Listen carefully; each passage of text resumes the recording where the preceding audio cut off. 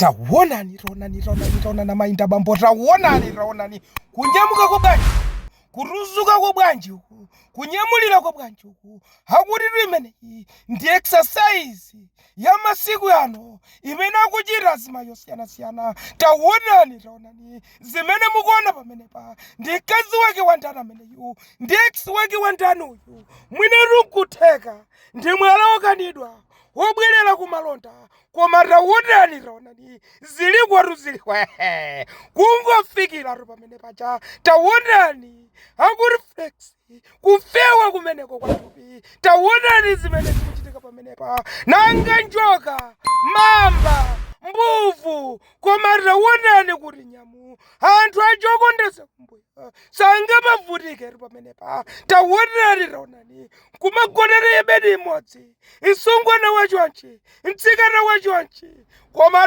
ziliko. Taonani nganga kuti achoke zine zonse pantunda, zine zonse kutulukira. Taonani ziliko mwine rukutheka kuti ndiwe chibale wanu, koma mumuuze kuti ali ndi tsogololo wala kubasi. Ziliko. Taonani